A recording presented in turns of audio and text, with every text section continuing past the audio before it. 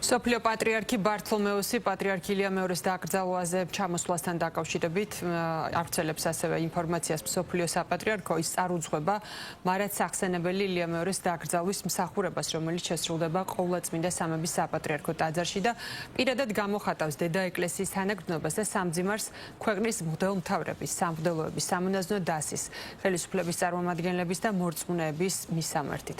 ყოვლადწმინდესობასთან ახლდებიან ქალკედონიის უხუცესი მიტროპოლიტი, დიდი აიეტოისი, პატრიარქის პირადი ოფისის დირექტორი, დიდი არქიდიაკონი ალექსანდრე კონსტანტინოპოლის ქართული სამრევლოს წინამძღვარი, არქიმანდრიტი ილია ჯინჯოლავა, აგრეთვე მსოფლიო საპატრიარქოს პრესისა და კომუნიკაციების სამსახურის დირექტორი.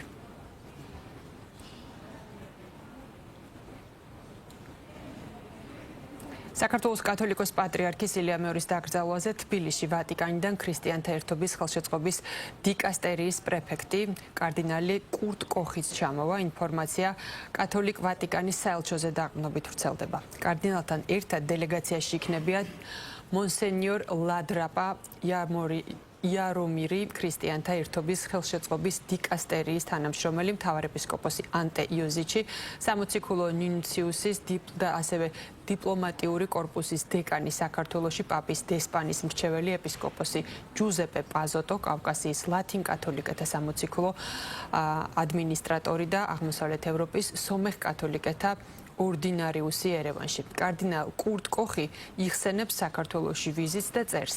თავისი მოხუცებულობის მიუხედავად იგი პირადად დახვდა აეროპორტში პაპ ფრანცისკეს მიესალმა და ბოლოს გააცილა.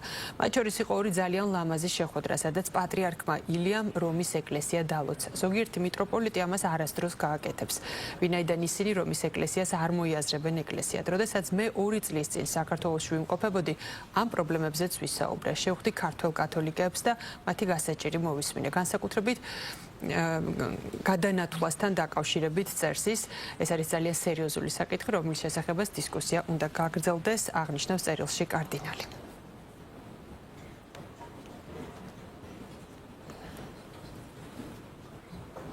სამძიმრის წერილს ავრცელებს რომის პაპი. თქვენი ერისთვის ამ მწუხარე ჟამს გიერთდებით ლოცვაში და თქვენთან ერთად მადლიერებით ვიხსენებ წყემსსა და მამას, რომელიც მრავალი წლის მანძილზე წინ მიგიწყოდათ სიკეთით, სიბრძნით და სახარებისეული ძლიერებით. თავისი ხანგრძლივი ცხოვრების მანძილზე პატრიარქი ილია მეორე გახდათ ღვთისმოსავი მოწმე მკვდრეთით აღმდგარი უფლისა რწმენისა. იგი თავისი მსახურებით გვერდში ედგა ქართველ ხალხს ძნელბედობისა და ძირეული ეპოქალური ცვლილებების პერიოდში. სიყვარულით მფარველობდა ტრადიციებს და იმედით აღავსებდა ადამიანთა გულებს და მთელ საზოგადოებას. მსურს განსაკუთრებით აღნიშნო მისი სიყვარული მუსიკისადმი, რომელიც წარმოგვიჩენს უფლისეულ მშვენიერებას და რომელსაც ძალუც გაერთიანოს ხალხები და აახლოვოს ეკლესიები მიუხედავად მათი კულტურული და თეოლოგიური განსხვავებებისა. უამრავი ადამიანისთვის პატრიარქი ილია მეორე იყო ხმა, შერიგებისა და უღალავი შემოქმედი ერთობისა.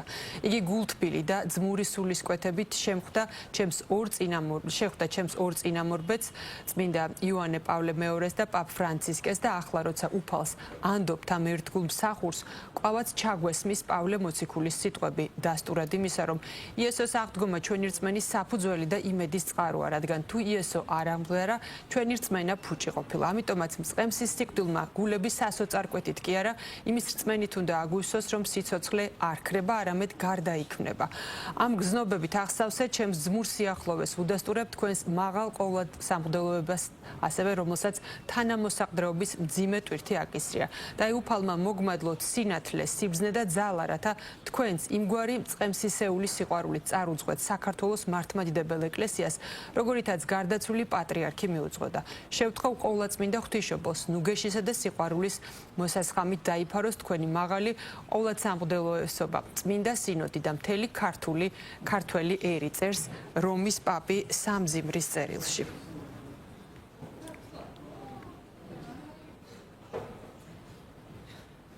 ილია მეორის დაკრძალვას დაესწრება კავკასიის მუსლიმთა საბჭოს თავმჯდომარე, მისი თქმით უკვე იმყოფებოდა საქართველოს საელჩოში და გამოხატა სამძიმარი. ილია მეორე ჩემი მეგობარი იყო, ის სომხეთის საკითხში ჩემთან იყო, ღმერთმა შეიწყალოს, იგი აღნიშნულია სამძიმრის წერილში.